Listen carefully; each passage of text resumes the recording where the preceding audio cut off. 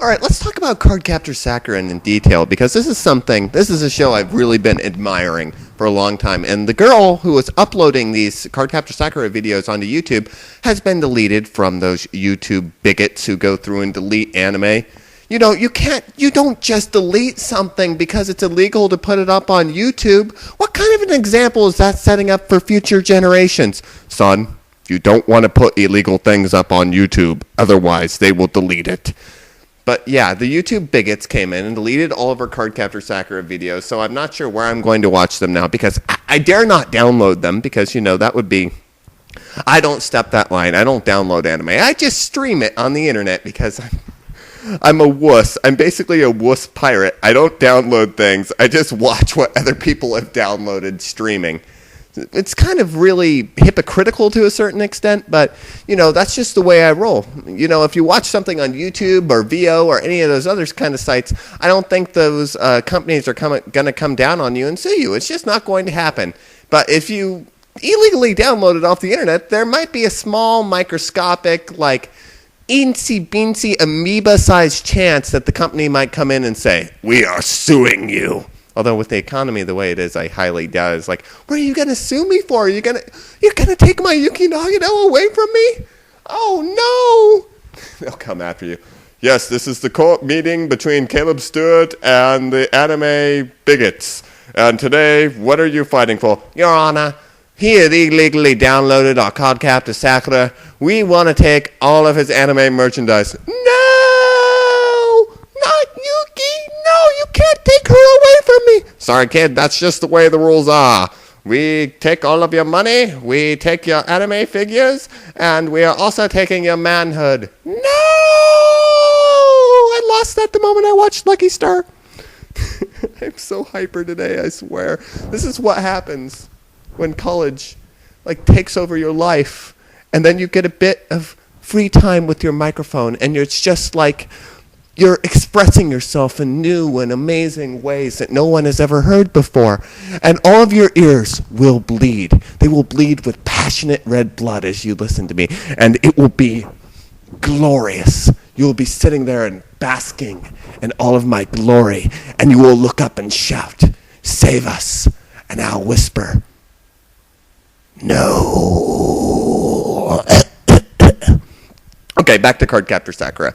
This is a really good show. I mean, I was surprised. I was going into this thinking, it's a magical girl anime. I don't like magical girls. It's a genre that I find creepy because it's aimed for little girls, and I'm not a little girl, and so I shouldn't be watching magical girl shows, and I don't watch magical girl shows. This show is exceptional. Everybody had told me, you got to watch it. It's entertaining as all get out. It's sweet. It's touching. It's everything you would want out of a sweet, innocent anime like this. And I was like, okay, I like cute things. I like the occasionally childish thing. I'm not one of those guys who goes in there and bashes Disney or goes in there and makes fun of Kingdom Hearts because it's cute. I'm not that kind of a guy. I love adorable things. So I was like, okay, I'll give Cardcaptor Sakura a chance. For one thing, this is done by Studio Madhouse, and Studio Madhouse is mad. Their shows are freaking amazing. They made Death Note. They did the adaptation to Gunslinger Girl, which is by far one of my favorite animes, period. It's just so dark and so twisted. Makes me wonder, what it would have been like if Studio Madhouse had done an anime adaptation of Watchmen. Now, that would have been...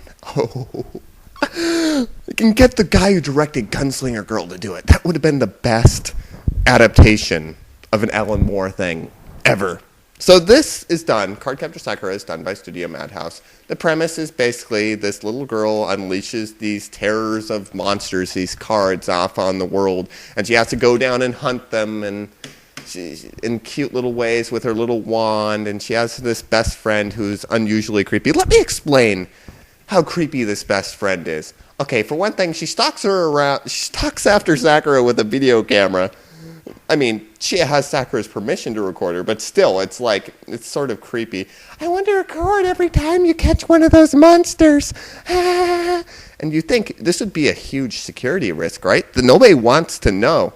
Sakura doesn't want people to know that she's a magical girl hunting after all these monsters. So why does she allow her best friend to record her like everywhere she goes? It doesn't make any sense, but it's cute anyways. And this best friend literally forces her to wear like all these outfits. I swear, she's going to grow up to be Haruhi, or she was Haruhi in another life, because she brings Sakura into her van and she's like, "Good morning, Sakura. Look, I made a new outfit for you. While you're on the hunt, you can wear this, and I'll record you and put it on YouTube for all the pedophiles to watch." It's sort of disturbing, and I found it kind of creepy, but, it's a cute show. Probably the only reason I find this stuff creepy is naturally, as an adult, you kind of look back on some of this stuff and go, did they write this intentionally to be sort of hint, hint, wink, wink, ha, ha, ha? It's kind of strange, but, their relationship is very sweet. Sakura as a character is a breath of fresh air in this particular genre. There's no other character quite like her. She's basically what every father would wish their daughter would be like. I mean, she's a beam of light. She sees the world in such a way that's so beautiful and so pure that it really makes you wish you were like this. I watch Cardcaptor Sakura and I'm like, I really wish I could be more like her. Instead of being like all grown up and all cranky and all moody and all pissy all the time. Instead, you just kind of see the world through Sakura's eyes and you go, wow, this is so much better than being an adult, I swear. But this show, the animation is outstanding considering that it came out in the 90s.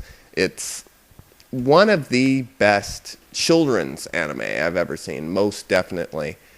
And I find it kind of interesting. You can see the cultural differences of Japanese media when compared to American media, because there's hints, and they're not humongous, but they're obviously there, at homosexuality throughout Cardcaptor Sakura.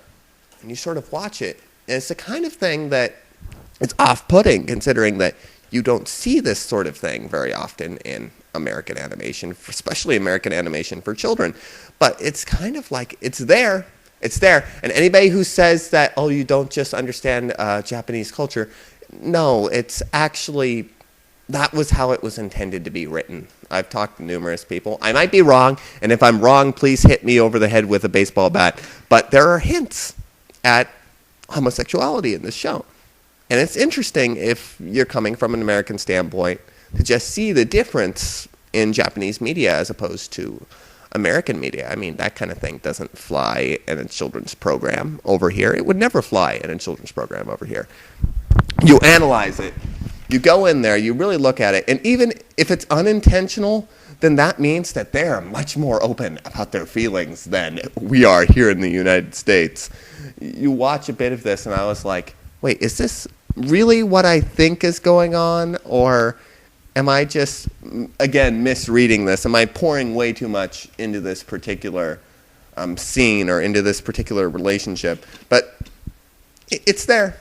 It's there. And you can't deny that there's definitely some vibes coming from it, even if it isn't intentional. Cardcaptor Sakura, highly recommended. I highly recommend this show. It's the sort of thing that you can just sit back, turn your brain off, and just get overwhelmed by a rainbow of Skittles and warm feelings and lollipops and Cardcaptor Sakuras and blah, blah, blah, and little girls that ride on broomsticks, and it's so sweet, and it's so innocent, and it's so pure that, you just don't see anything like this very often. Most children's programming doesn't hit these sort of notes. They aren't this sweet, they aren't this emotional, truthful. It's pretty much, it's the sort of show that when I have kids, I wouldn't mind having them watch it at all. And I imagine they'll probably learn some really great lessons about friendship and compassion and loving and, pretty much everything from this show. It has all of the basic good, pure human traits that kids need to learn at a young age instead of watching SpongeBob SquarePants and thinking that they can beat each other over the head with each other's, I don't know.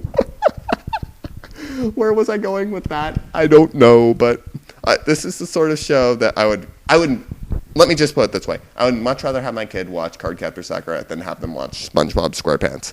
Not that there's anything wrong with SpongeBob SquarePants. I'm just saying that this actually is somewhat educational to the human condition. SpongeBob SquarePants is going to give them ADD. This is Gotta Love Breath, and I am signing out. Hope you enjoy my bloggy.